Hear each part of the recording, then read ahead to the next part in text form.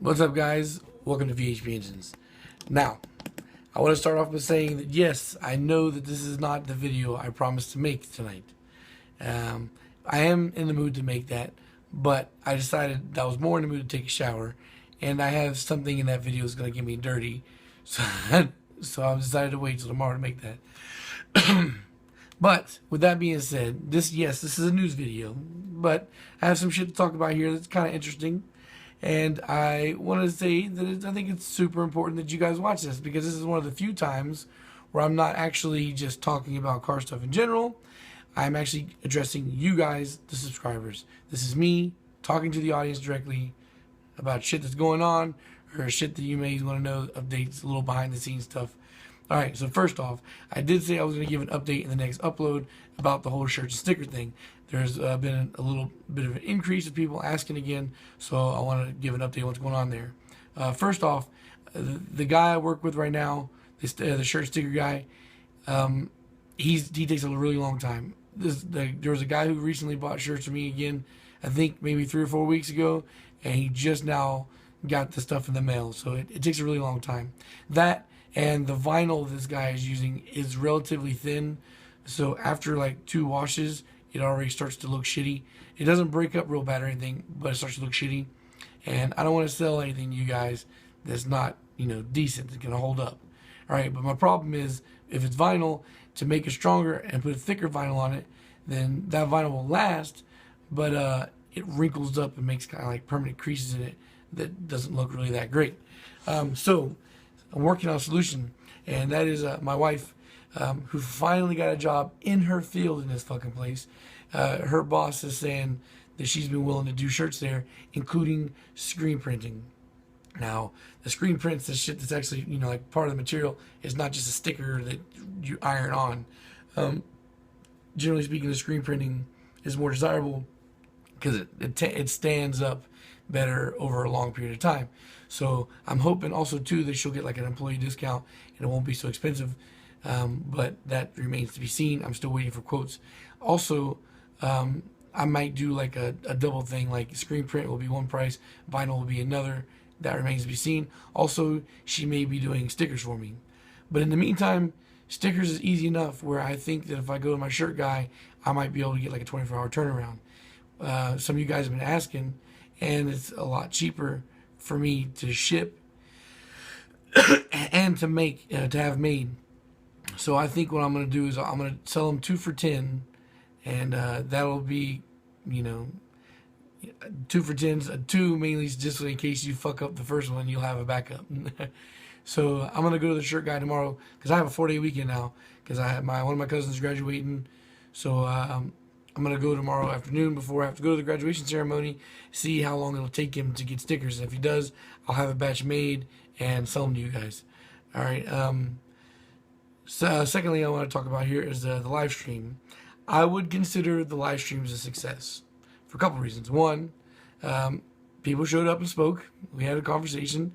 And secondly, I picked up some subscribers during the subs. Both the live streams, when the live stream's in, it tells you average view duration, subscribers gained, all that stuff, and subscribers were gained. So that's cool. I think that because YouTube puts videos from channels in your recommendations, if somebody's out there watched 2 of my videos, even if they haven't subscribed yet, if you watch multiple videos from me, when I go live, it'll pop up in their recommendations. Cool. So maybe I get people like that. I like the live streams. I enjoyed it. You can see the time on an hour is a short one, 2 hours is a long one. I'm definitely looking forward to doing it again, but the turnout was low enough that I don't believe I'm going to be doing it very often. I would like to do it weekly, but I'll probably do it bi-monthly, so twice a month. And I'll save that for then. So if you guys have questions or requests or anything like that, stack them up, keep them in the back of your head. I'll give you guys a heads up on a live stream, and you can catch me there. Or, I mean, you can always inbox me or whatever, but just in case you want to bring something out for participation or whatnot. And eventually I will get to the point where I'll do giveaways on that once I can build up a supply. Because if I'm doing random giveaways, I pick somebody out that I have to go have it made and all that bullshit. It takes a really long time to get anything out that way. Also, I want to reiterate for like the millionth time that guys, I can't hold your hand and walk you through step by step your build process. I made the channel to help people, to inspire people to do their own thing. Watch the videos. If you want my step-by-step guidance, watch the videos. And don't be afraid to make a mistake. As long as you're building your first engine for you, that's one thing, you know. As long as you're not trying to build something for somebody else, it's okay if you fuck up a little bit. All right? Build your own engine for yourself to get down with it, and be willing to accept the facts that something may be wrong. I understand it's an intimidating process, but if this is your only car that you have to go off of, you shouldn't be doing this anyway. Get something that you want to teach yourself on, to take your time, and don't be afraid to make a mistake. Don't be scared to have to pull that engine back out and do it again. I'm not. You can't send me measurements and fucking all kinds of pictures and expect me to baby step by step through your engine build process. There's way too many of you guys to do that. Small channel or not, you know, 1,000 subscribers with 100 people, or with a couple hundred people active. It's a lot of requests I have for everybody to want me to pat them on the back, or rub them on the back, make them feel better about what they're doing. I can't do that. I don't have time to do that. It frustrates me. Watch the build videos. And if you're watching the build videos and you still feel like you can't do it without me holding your hand, then you're not cut out to do this. I'm sorry. It's whatever. You have to be willing to make mistakes. Even I do from time to time. Even still, it happens. All right. So now to get on to the last part of the video, I think this is probably the most interesting segment of it. Dealing with assholes. Or I'll go ahead and I'll swipe him as a troll. From what I gathered from the conversation we had back and forth, he's watched some of my videos. He's watched more than one at least. I don't know if he was a subscriber or not, but anyway, I'm not gonna read the entire thread. It's the nitrous video, so it's one of my recent uploads. It's not gonna be hard for you to find. Nitrous video, right? For the most part, everybody kind of agreed to what I was saying, that nitrous isn't the way to go. And I'm not saying it's bad. I'm just saying overall usefulness, I just don't agree with it. All right. Now, a new friend of mine, Ronin Motors here. I think his name's Corey. Your name's Corey, right? He hopped in and he said, I have a couple builds that'll possibly change your mind on NOS. I had a bad experience years ago with it, and they're only recently retuned with very impressive results. That being said, boost over juice, but there's a time and place when done correctly. Now, boost over juice. But nitrous has, its place when done correctly. And I agree with that. Nitrous is okay. It's a great thing. But it's just not great for me on the way I like to build things, because of consistency. And, and I mentioned all these things in that video, so I didn't feel like repeating it again to the other guy. Now, to finish what he was saying, our latest B20V setup dyno just shy of 400 wheel horsepower. That's pretty good. And it's very affordable and reliable. Bottle warmers, tuning, correct fueling, breathing, quality of install, and all play huge parts. And no hassle for emissions and inspections every year. Come to the dark side. No, I don't agree with that. And the reason why is because just on the singular fact that I have to refill that bottle alone is enough for me to throw it out the window. All right? But if I ever get rich and I have a shop and I'm living off of what I make on YouTube in my own shop, then for sure I'll do it. But until that day happens, not going to do nitrous. All right? Now, somebody comes in here in the conversation I'm having with this guy, and he says, I agree 100%, nitrous is way better. First off, you fucking idiot, he didn't say that nitrous was 100% better. So who the fuck are you agreeing with? Nobody, because nobody said that in that comment. Nobody said it in any of the comments, and I damn sure didn't say it in the video. Okay? And then he's talking about how he has a K28 through with 125 shot, and he's running low 12s. Congratulations. That's not very impressive. 12-second NA motors happen, There's 11-second NA motors. I saw an NA K-swap beat GTR. So, yeah, I laughed a little bit. I guess he got offended by the laugh. We argued back and forth. Again, you can read the comments for yourself in there. But it wasn't like a super argument. I just pointed out some shit again. Eventually, he got upset with me, and he was like, let's see what he said here. He goes, oh, are you fucking high? Oh, I forgot. You're the guy who thinks going from 10-to-1 to 11-to-1 compression makes huge power gains. All right. So at that point, the conversation was over for me. I didn't reply anymore. I just blocked him from the channel. All right. at that point, I can see that he's not trying to make it. He's not having a discussion. He's not having an argument about discussion.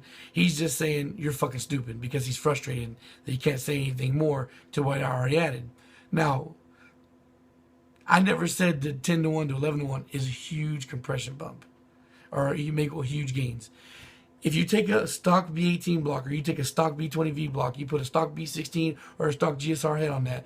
If you do bolt-ons and do a proper tune, that setup will make you 190 horsepower. Now, I always advocate that going from 10 to 1 to 11 to 1 will break you into the 200 horsepower range. So 190 to 210, 220 is not a huge bump. That is not a huge gain in power. I never said it was a huge gain in power.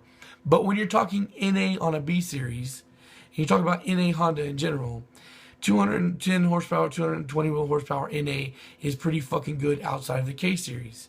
And outside of the J series, obviously, V fucking 6. Alright?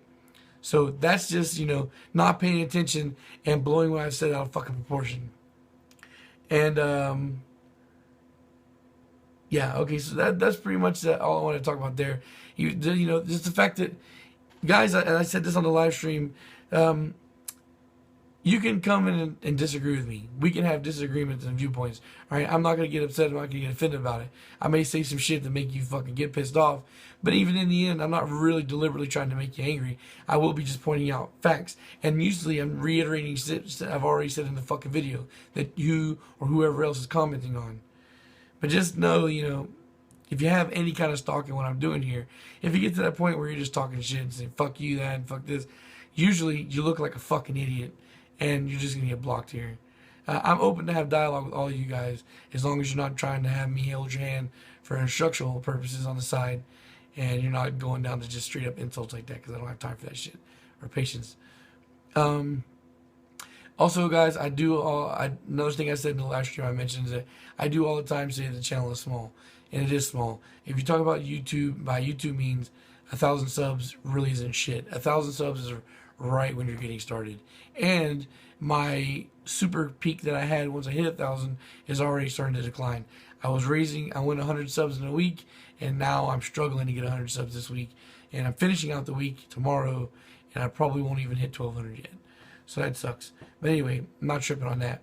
The whole point of what I'm saying about that, bringing this up, is that I know I say the channel is small all the time, and yes it is, but I am still extremely flattered that fucking 1,100 people have clicked that subscribe button, has stayed around, and I'm still gaining more subscribers faster than I'm losing. That's cool. Even if only 200 or 300 of you guys really pay attention, 200 or 300, that's still fucking extremely impressive.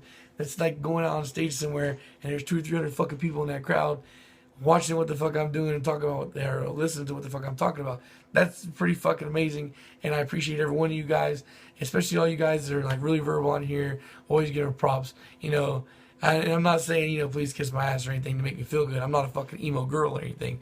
I just want to say that shit doesn't go unnoticed.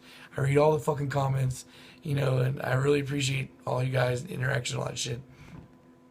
So anyway, like I said, I know this is a news video. I know you guys usually don't like this shit, but I still think it's really important. And stick around for tomorrow.